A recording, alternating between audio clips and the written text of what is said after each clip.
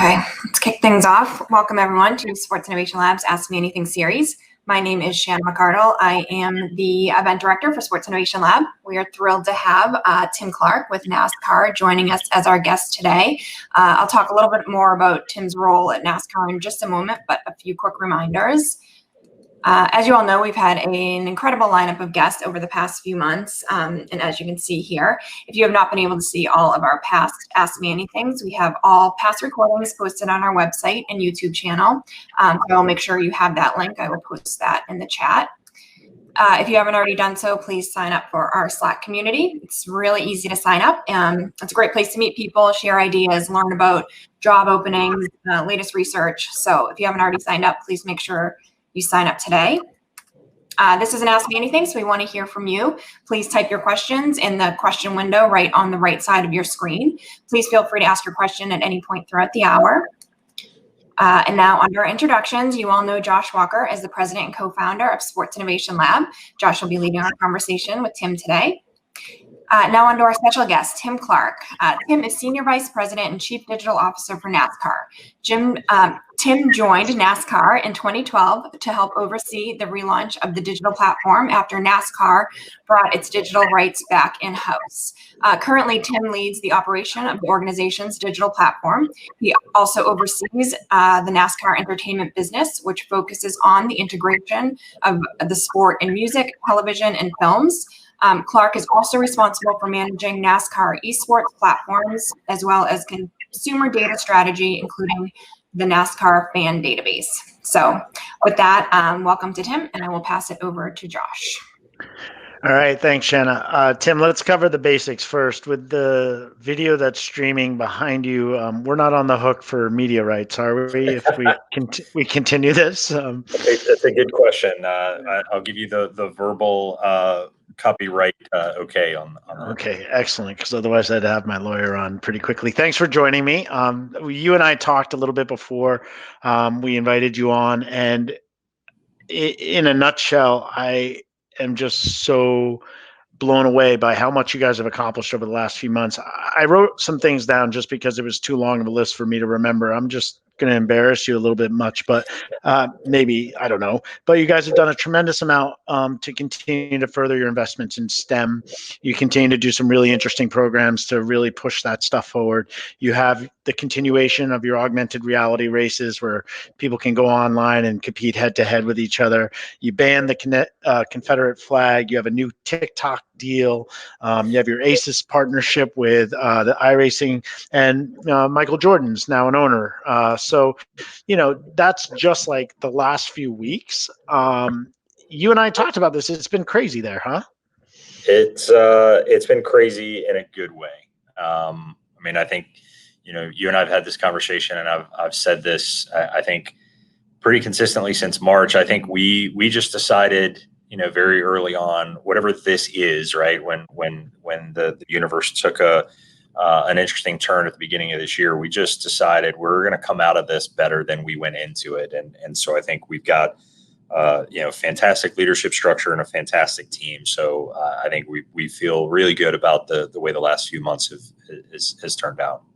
And I think so many people that I talk to want to have that perspective, want to say that they've made, lemonade out of this situation. But you guys really have. And it really stems from a lot of the things that you work directly on, which is the digital sports piece of NASCAR. A lot of properties wanted to emulate what you were doing with iRacing very quickly. They were trying to figure out what digital assets they had their hands on. You guys came out of the gates pretty quickly and said, look, we've got a solution here. We've got an audience here. We've got our drivers that are very well known and have followings on digital. Let's get going. Can you talk a little bit about sort of like what the thought process was at NASCAR to either heavy up in that direction and why there wasn't so much analysis paralysis? You guys just hit the ground running, all seriousness. Like it seemed very quickly. Yeah. Well, I think a lot of that is by design, and a lot of that is by maybe right place, right time. And I think I'll use iRacing as an example. I know you mentioned that very early on. That's a relationship that has existed for more than 10 years. So there's been a partnership with iRacing and NASCAR, and we're obviously huge fans of that organization and what they can do. And that certainly has evolved over time. And we've, as esports and gaming has evolved, so has our relationship with iRacing. And so I think you have relationships with partners like that will serve one purpose in one instance. And then, then your ability to react quickly changes that dynamic. And in the case of iRacing, I remember sitting in a conference room the morning after the NBA games had been canceled, and everyone started to realize the impact that it was going to have not only on the world but in sports. And as we're making plans to figure out how we're going to suspend our season, I was having a text conversation with the leadership group at iRacing. And I think to your point of avoiding the over analysis, I think that in hindsight, that's what allowed us to turn that so quickly, because it wasn't hey, let's set up time for 10 o'clock tomorrow, and let me grab half a dozen folks on this side and you do the same there. I mean, a lot of these plans were made via probably half a dozen emails, a few texts, and maybe a phone call or two. And I think in hindsight, that is what allowed us to make some of those moves so quickly, is because we quite frankly didn't have time to overanalyze it. It was we needed to make some adjustments within circumstances that none of us had ever dealt with or really even contemplated. And you and I talked about this, and I tried to pin you down on any one thing that was like, hey, is there one thing about NASCAR, about your products, about the way that you do things that allowed you to be that flexible? Or was it, to your point, just the urgency of the situation? I think it was the urgency, but I also think that feeling of urgency was in some ways liberating for people across the organization. And what I mean by that is, I think people, the human condition is designed that you operate a certain way under certain circumstances. And you may not always feel the flexibility to exist outside of that structure. And when you get into this, the buzzword of the year is unprecedented, right? You get into this unprecedented situation. And I think it provides people with some degree of autonomy to operate outside of their normal day-to-day workflow. We're reacting to something that we've never seen before. So I certainly can't react with what I do on a normal basis. And I think, broadly across the organization, you saw that, manifest itself with people leaning into just deciding to do things differently because the rules of the game had changed. You've been a client of ours for a while, and we've had the benefit of having these on and off conversations about your role, what your strategy is for acquiring new fans. I've confessed that I'm not a big racing fan, but yet I want to be. And you said, Josh, that's perfect because you're the kind of fan I want to reach. Tell me a little bit about what you mean by that. Like, how do I, as somebody who didn't grow up in a NASCAR family, didn't really experience racing live on TV or in person, how do I get exposed to this product, and how do I get hooked? How do you think about that? Yeah, I think that's the single biggest question that I ask myself on a daily basis. I think if you, I told you this earlier, and I've used this analogy before. There's a video that, was floated around the internet for years where, there's a professor trying to make a point of, using this glass jar, and you fill up the glass jar with these large rocks. And then, is the jar full? Well, now you can add sand and you can fill in a little bit more. Well, now is the jar full? Well, you can add water. Now it's really full. And I don't really believe that my role includes the big rocks, because the big rocks are the fundamental things that people are used to when they consume media or sports or entertainment. And that's, watching a race broadcast or attending a race in person. And certainly we believe that those are core to, fandom for NASCAR. And I think we believe those experiences to be best in class. But where I deal is kind of sand and water, right? I mean, I think my purview within the business is to identify things that acknowledge almost that the notion of getting a young adult or a new fan or a casual fan to sit down and watch a 4-hour race broadcast may not be feasible. But, can I use opportunities in esports or game licensing or sports betting or, social media content or, augmented reality? Could we use things like that to provide a little bit of a taste of the sport, if for nothing else to change maybe what your default perception is of NASCAR? One of the great things about NASCAR is that brand recognition is through the roof. When I have a conversation with someone and I tell them where I work, no one goes, "Well, what's NASCAR?" Everyone, Right. But sometimes that works backwards, right, Josh? Sometimes that is, oh, right, like the rednecks driving in circles. Like, Yeah. I believe that it is a huge my responsibility to create experiences, however incremental and how small, to start to change that that philosophy and make people curious to learn more. So let's talk about that, especially because you are responsible for fan data. What does it show you? What does your current fan intelligence show you about what it would mean to diversify the perception of NASCAR for what we call at Sports Innovation Lab the fluid fan, the person like me who just might have a few extra hours, thank God, on a Sunday to sit down, grab a beer, watch something, or maybe want to show my kids something that they've never seen before. Does your data show you that it's about, family? Does your data show you that it's about media format, that you need shorter, highlight driven sort of, data? Does it show you need to be on different platforms, like, your recent deal with TikTok? What does your data show you that you need to understand about the fan? Yeah. So a couple things. I think one of the many reasons that I enjoy being a partner with you guys is that approach of looking at the fluid fan. I think that it is, if I look at our database that has, all of the kind of first party data of all of our fans, and I look across that, I look at the way that you may have typically assigned an avidity score. And it could be, well, this person buys race tickets 4 or 5 times a year, and they, buy merchandise, and they've downloaded the mobile app or whatever the case may be. Mm-hmm.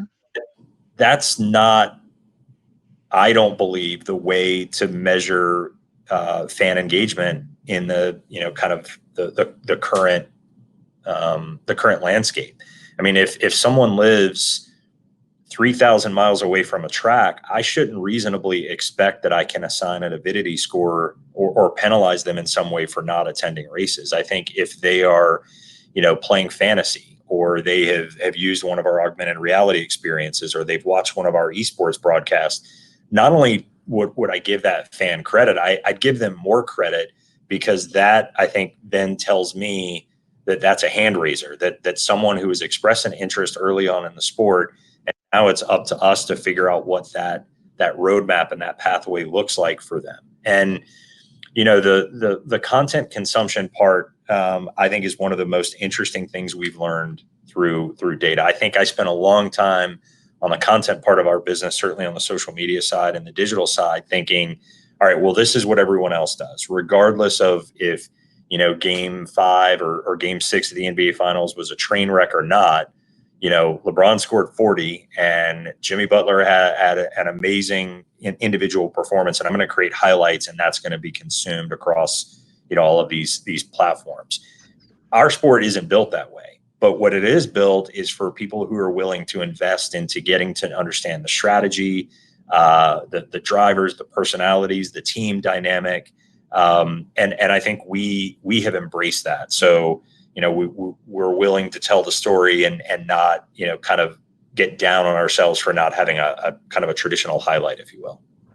When you think about telling the story of the drivers, is it more like WWE, where you try to set up the dynamic of good versus evil, or is it more like the Olympics, where you want to really focus on the backstory and bring, the human element to it?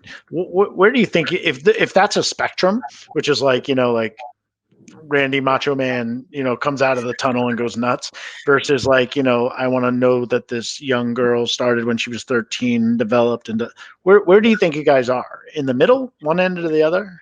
That's a great question, and honestly, I've never thought about it in those terms. But I think the Olympic analogy is probably where we would skew.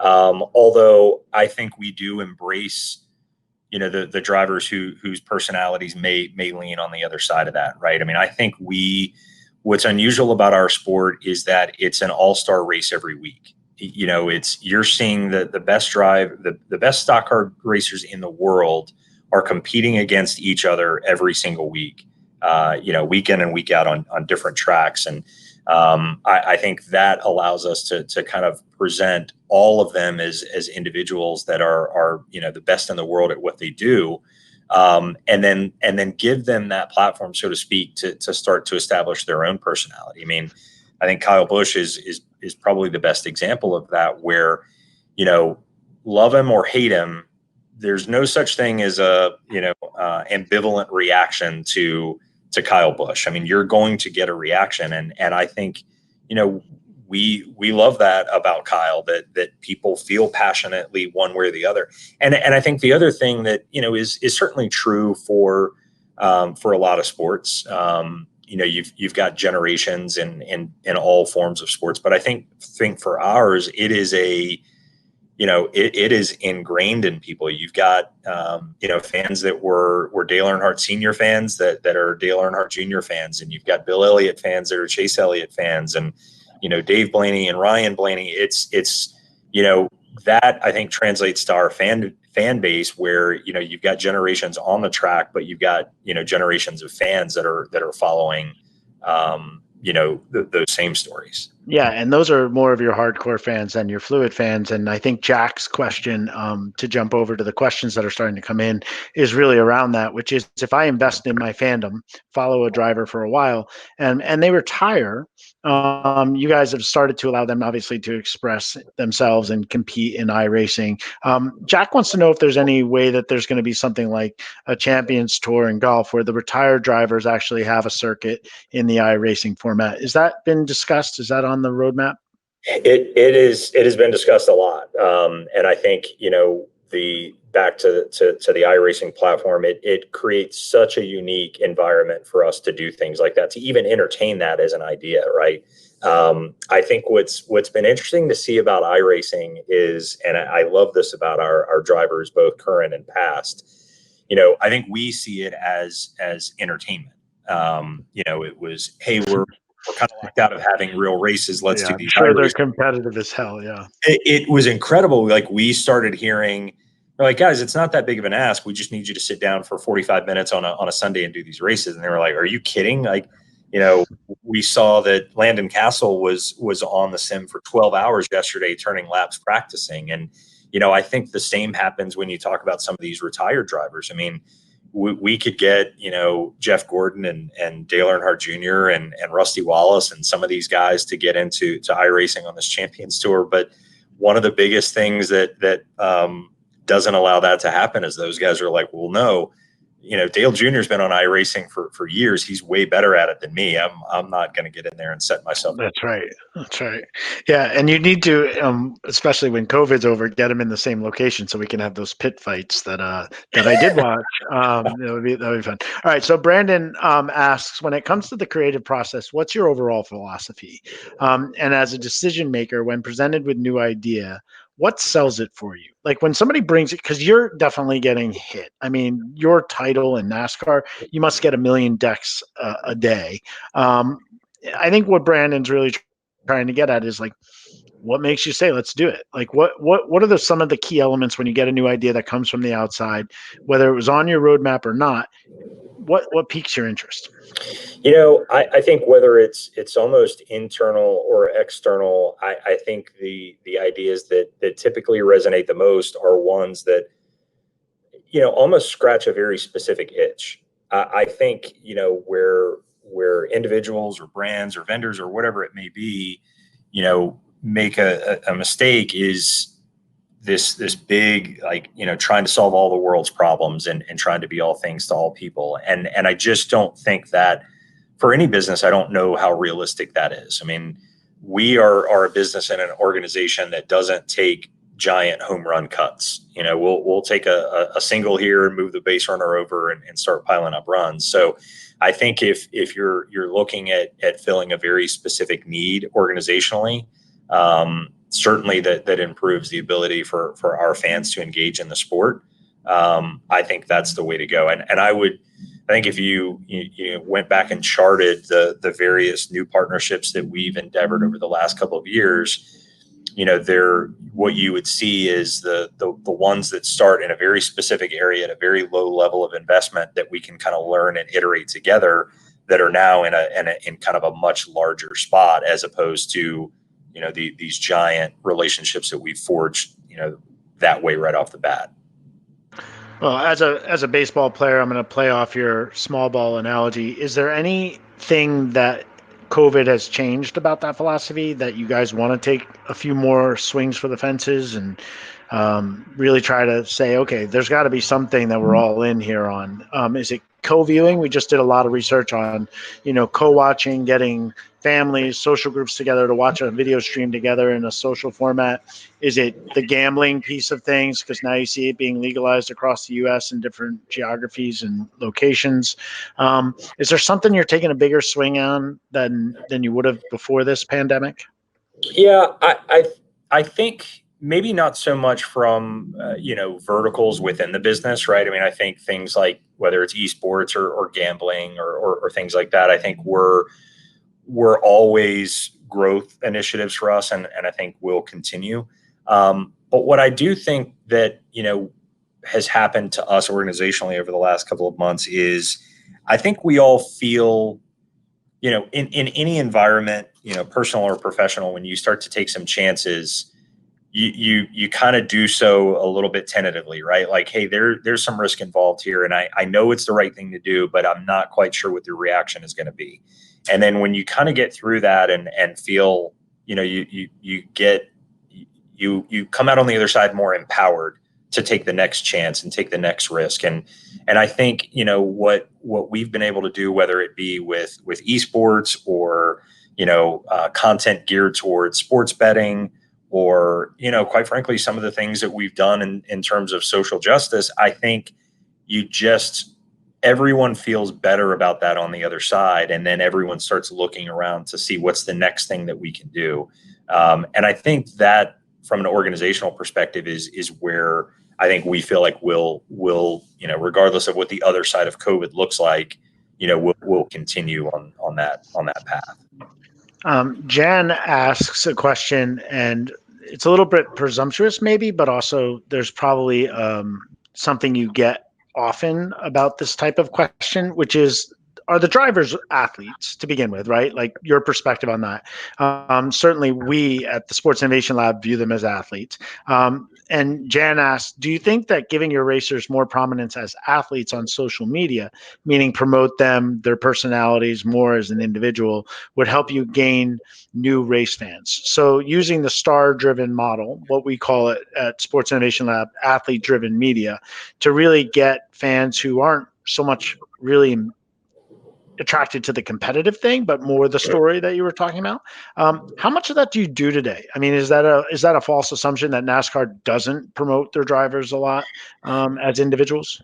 No, it's a great question, and I'll give you the honest answer to it. I think what you're seeing. So let's use NBA as an example, where they have really done a phenomenal job of leaning into the personalities of their players, where you take a player in a market like Milwaukee, who's now a wildly recognizable professional. Everybody knows the Greek Freak. Yep. That's right. And I think that is a credit to them for recognizing the right way to market their athletes and their stars and their sport.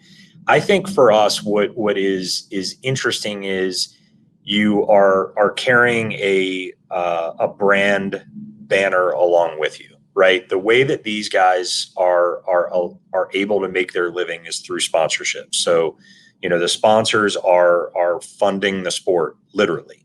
And I think that is, it creates some, I guess it creates a little bit of a structure that everyone needs to operate within. And some, quite frankly, are better than others at navigating that space. And I don't think it's a coincidence that the younger drivers are better in that regard and will lean into showing their personality on social media. So, is it your job? Sorry to interrupt, yeah. but is it your job as like chief digital officer to provide them with tools, education, strategies for doing this? Or do you feel like it's very much on their own with their sponsors' help and their agencies to kind of promote what they're doing? It is 100% incumbent on us to give them the tools and the knowledge and maybe the best practices. And, it's up to us to create, a platform for them to utilize.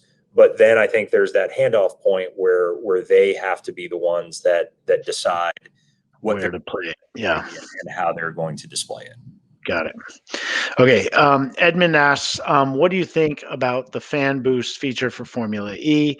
It allows the fans to vote. And so can you explain, I'm sure you're familiar with this, but is there an opportunity to allow fans to vote for their favorite driver and get the top 5, get an actual car energy boost in the race?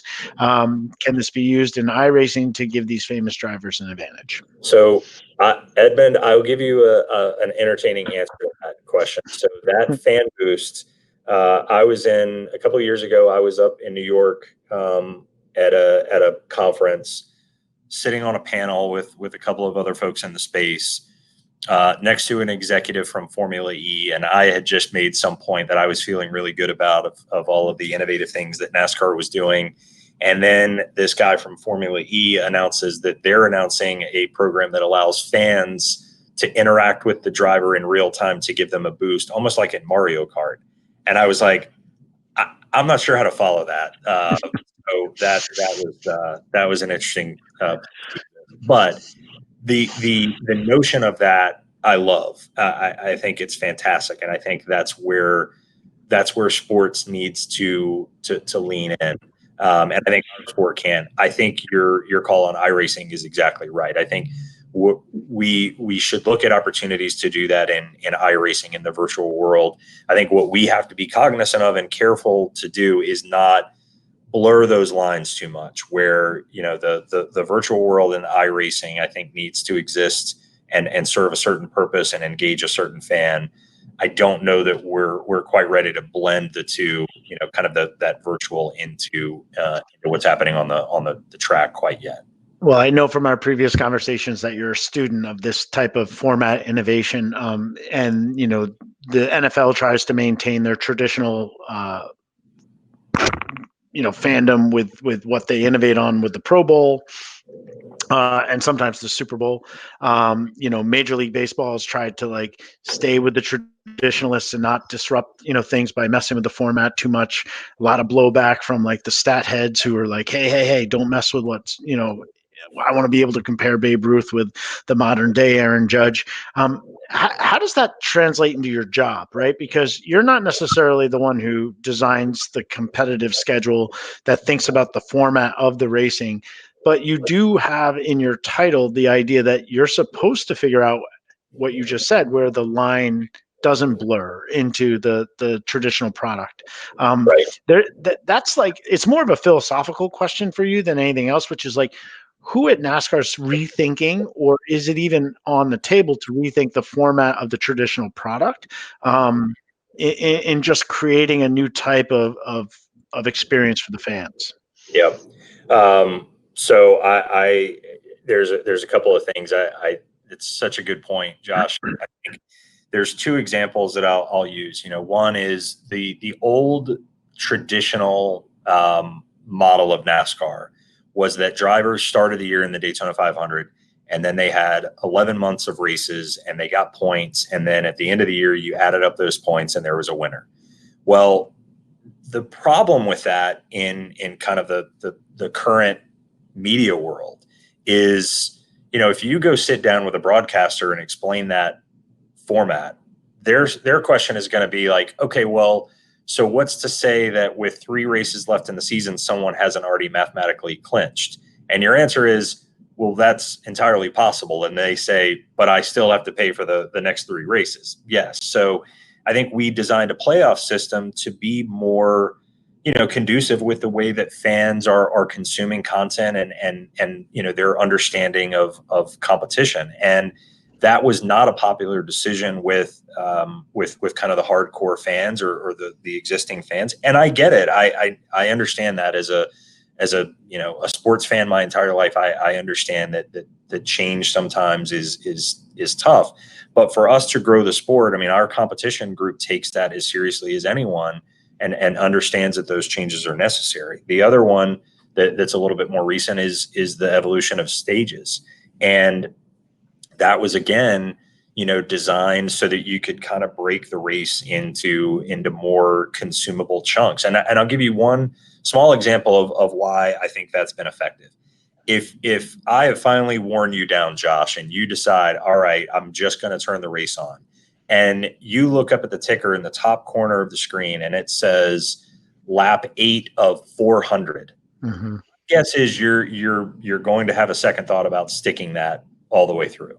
But if it says lap 8 of 48, because that's stage 1, my guess is you intuitively may be more inclined to stick around for that. And it's a small change, but I use those as examples that our competition group is as serious as anyone about, not having any sacred cows in terms of things that we just can't change because it's in that way. Well, again, I would never saddle up to somebody at a bar and have this debate because I don't know enough about it. But I would tell you for sure when I've turned on racing and I'm like, wait, there's 300 more laps of this thing. I'll come back later. For sure, I've done that. And I can anecdotally support that 100%. One of the things that we talk about a lot too is when you guys are making these decisions and when you're innovating, one of the things we push back on with the NFL, with Bundesliga and others is how much of this stuff do they do internally versus do they hire other agencies to help them with? Tell me a little bit about how you're handling developing your own assets and your skills internally to help the digital team do some of the things that are coming down the pipe. Yeah. It's a mix that I would tell you that, we're constantly iterating on. I think we, and certainly me personally, I feel very strongly about, developing talent in-house, developing skills in-house. And I think that is the way to go. That said, it would be foolish and short-sighted of us to not take a look around and see not only what's happening now, but what's coming.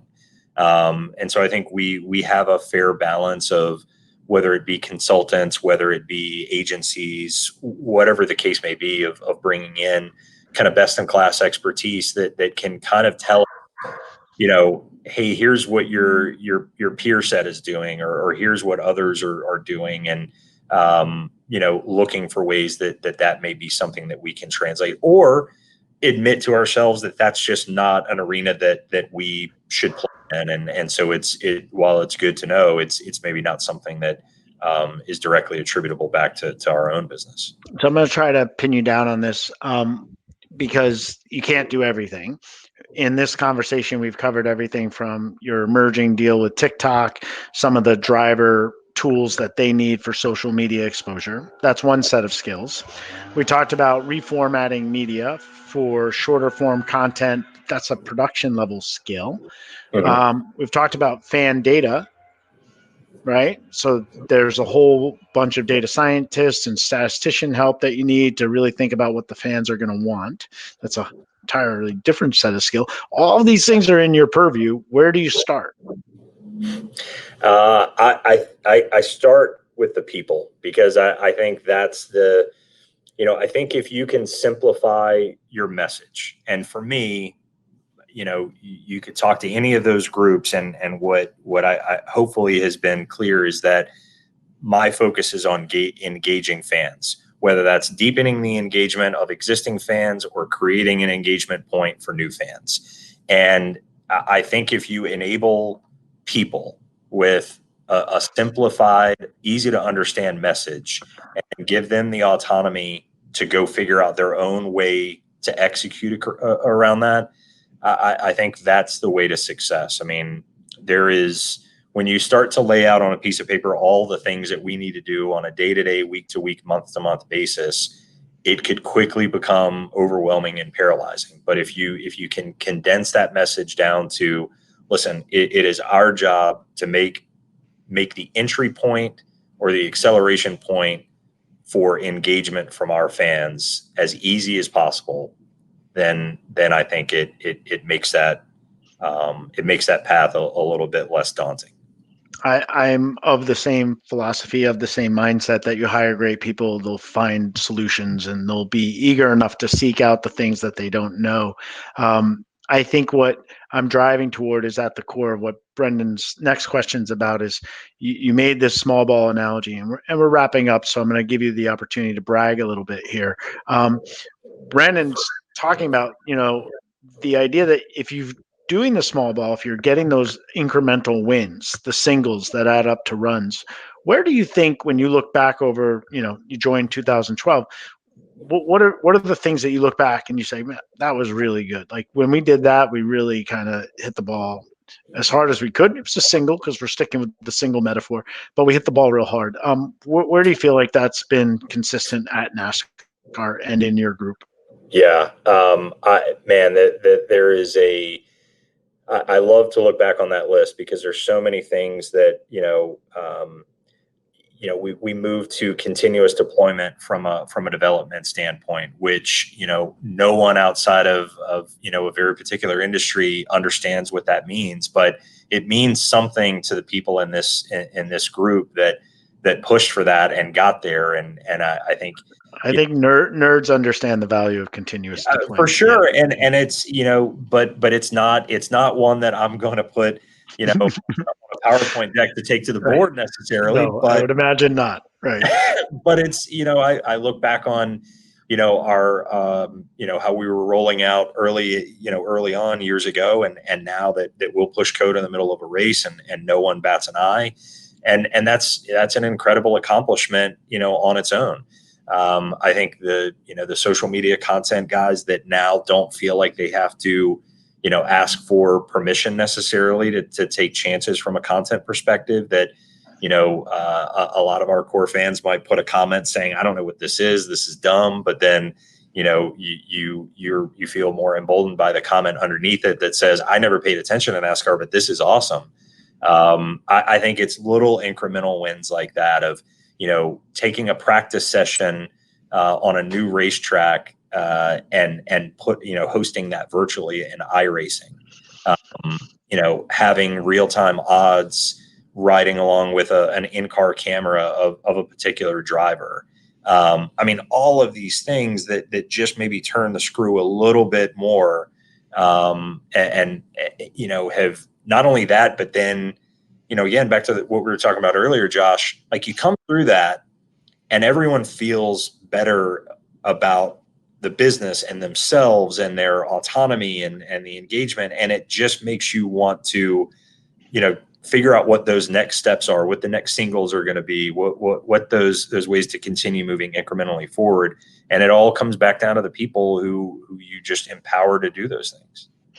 Well, we got a lot of questions, so I'm going to ask one last one, and then we'll wrap up here. Robert wants to know what your expectations are for participating in the NBC Comcast Accelerator program. Is that something that you're specifically involved in? Can you answer that? I am, and I'm happy to answer it. I think our, someone asked a question earlier about what the, maybe the new ideas that kind of break through. I think that is really one of the reasons that we decided to participate in this program, is because you are now exposed to burgeoning brands, startup brands that, you as much as I hate to admit it, there's no way in my day-to-day I would be able to make time to hear from 12 different startup brands. Mm-hmm. But this program where those are condensed and kind of presented in a format where I've got time blocked off that I can hear them out has been incredible. And we've already launched partnerships with people that I am almost certain that I would have never interacted with traditionally, because there's just not enough hours in the day. So I think programs like that, and the Comcast Accelerator in particular, has been fantastic to connect, dots and give some of these new companies an advantage from a starting point. And so what did they hook you up to do? Are you a judge? Are you a mentor? Are you both? A little bit of both. Yeah. Yeah. Okay, cool. Yeah, these programs are great. I mean, again, they're like an outsourced R&D opportunity. The cohort, is it a cohort model? You're going to get to see a few different groups. It is. And you know what, Josh, I think what I made this comment to someone, through that program. I think when we look back on this period of time, we'll certainly look at all of the challenges that this has brought. But I also think that there are going to be some incredible ideas that come out of people, that were forced with circumstances they never contemplated and never thought of, and were forced to look at things differently and go to the drawing board. I think the innovation and startup ideas that will come out of this period will pay dividends for decades. I usually say this is a good time to wrap up, and I want to let my guests have the last word and drop the mic, but I think you might have just done it. But I will give you the chance to do it one more time. I think the thing that I would add to what you just said is, when I put on my optimism glasses and I'm not looking at the world as falling apart, I do feel like we're entering sort of the industrial revolution. And a lot of times in our country and in the world, innovation has been brought on by massive crisis, whether it's war, depression, prohibition, you name it. You have to be a little bit of a student of history to know that this is a crucible for innovation. It's really kind of coming at us and in a million miles an hour, and we're in the middle of it, so we can't really see it. I mean, we feel it. To your point, we feel it, but I think it's coming, and I want to be the optimist, and I want to wear my optimism glasses on this one. But I feel what I think you're saying, which is that there's some light at the end of this tunnel. With me just doing my little soapbox, do you want to wrap up? Is there anything that we didn't touch on that you'd like to say before we end? No, I think we covered a lot of it, Josh, and I appreciate the opportunity. It's always. I've really enjoyed the partnership with you guys, and I appreciate everyone. I know there's only so many hours in the day, so people engaging with questions and feedback is always helpful. So I appreciate you having me. Well, we loved having you. Thanks for coming on, and stay safe, Tim. You do the same, Josh. All right, be well. See ya.